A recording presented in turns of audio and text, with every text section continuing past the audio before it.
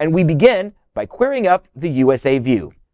Visit Lauderdale announces historic takeover of LGBTQ+ Provincetown. Destination travel organizations, or DMOs, can be very competitive with each other.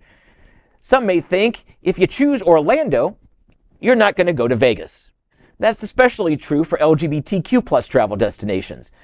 That's why news from the world's top LGBTQ+ travel marketing organization caught the world by surprise. Visit Lauderdale is announcing a historic partnership with one of the best-known LGBTQ+ destinations in the world, Provincetown. Greater Fort Lauderdale is doing a marketing campaign, Takeover Provincetown, this year. We joke, of course, but Visit Lauderdale is becoming the first ever DMO to deliver a marketing takeover of another destination by encouraging visitors of P-Town to visit South Florida, specifically Greater Fort Lauderdale. A partnership with the Provincetown Business Guild, they like when we say the full name, will bring Visit Lauderdale's message of LGBTQ+ inclusion to millions of Provincetown's annual viewers. The campaign will run all through season, but will be highlighted especially at key events, including Pride, May 31st to June 2nd, Bear Week, July 13th to the 20th, and Carnival, August 17th to the 24th, my birthday weekend.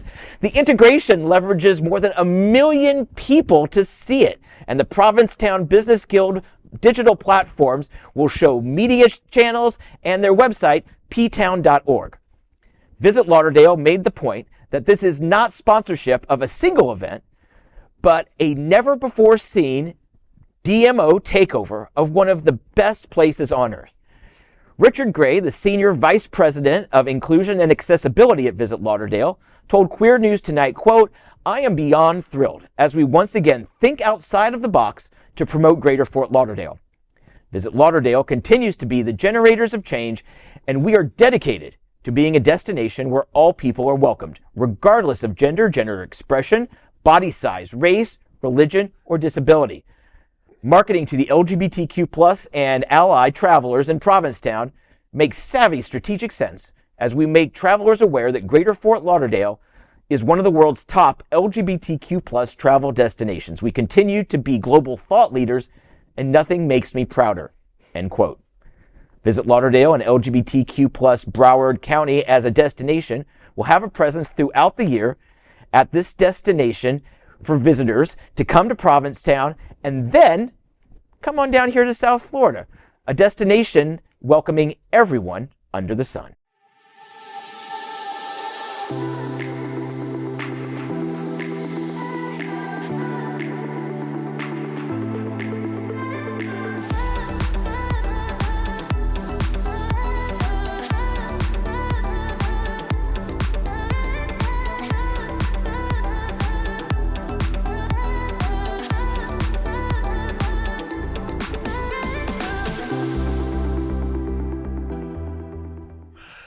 You know, this is so exciting because Provincetown is wonderful. Wilton Manors and gay Broward County is wonderful. And Visit Lauderdale does a wonderful job marketing us and making sure that everybody knows that not all Florida is the same. We continue to be this blue dot, a fun blue dot, a welcoming blue dot. And so thank you to Stacy, Richard, everybody over there. I think of us more as like a bubble, like, because you know how bubbles have like rainbows in them? So, But I really admire the way that Visit Lauderdale is expanding its reach from California, right, from the parade, to Massachusetts, like clear across from one coast to the other coast and everything in between. And P-Town kind of feels like a long-lost sister city to Fort Lauderdale. And this sounds like an exciting family reunion in the making. Yeah, absolutely. Yeah, I mean, I think in the last year, obviously, Florida has gotten a bad rap. And so anything we can do to make it seem that we are a hospitable place, especially, again, both, you know, in Broward County, and we'll throw Miami Beach in there as well, in Miami.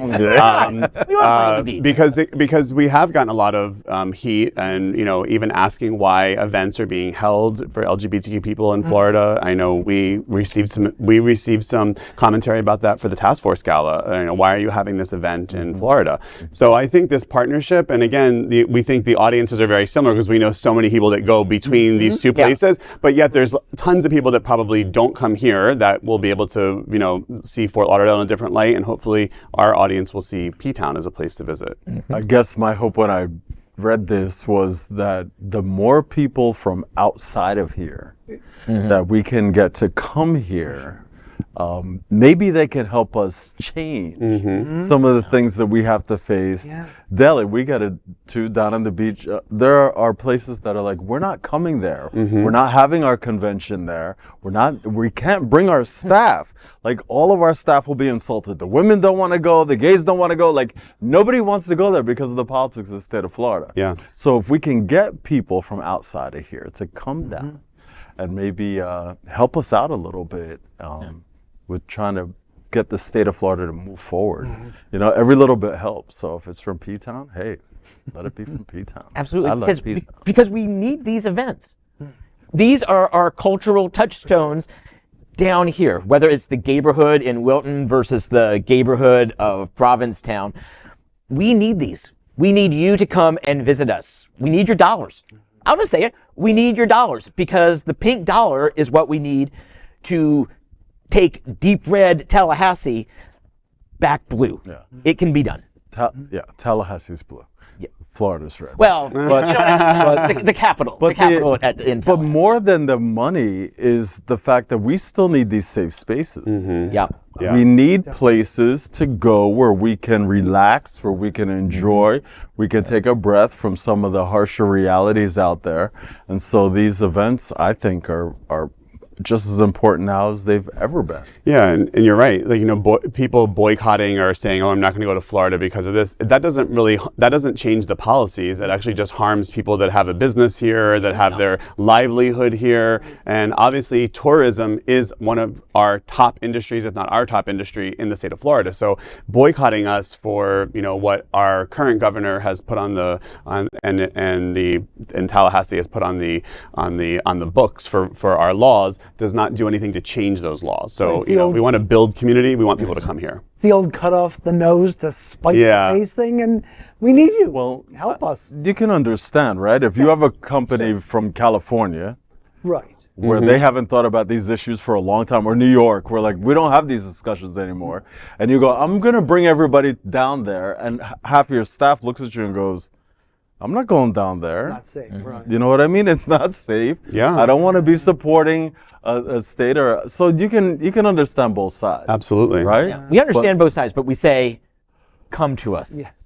Because we're cool. We need I always say we need the help. You know, we need the outside voices. We need the outside voices to come in. We need them to go home and talk about it. We need the help. Yes. You know. So yes, and I want to do a special shout out to Richard Gray. We mentioned him as the Vice President of Inclusion and Accessibility at Visit Lauderdale.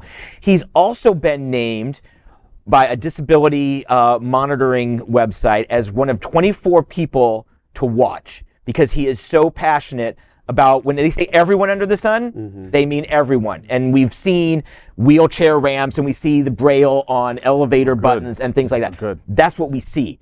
But there's so much more. He told me in an interview that it's just the tip of the iceberg. That 90% of the iceberg is underwater that you don't see, and that's where all their work is. And he's been committed to this long before Everyone Under the Sun debuted a year and a half ago. So congratulations, Richard. You deserve it, and it is another platform that you can springboard into making Broward County even better. No, he's not. Oh.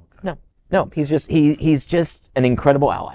It is I did sit on a disability committee one time. Yeah. Like as a guest. And what I did is I brought a list of disabled LGBTQ people. And interestingly enough, there are a lot of disabled LGBTQ people who are out LGBTQ, but they're not out about their disability. Yeah. And so, because, you know, if you come out and say you have a chronic illness like MS, all of a sudden they don't want to make the insurance for you to get the role on the TV show, right? Yeah. So they're still having to hide parts of themselves in order to manage the world. And so, if he's highlighting that, and if he's making that iceberg a little bit, you know, showing a little bit more of what's happening underneath, then good for him. Thank you so much, Richard.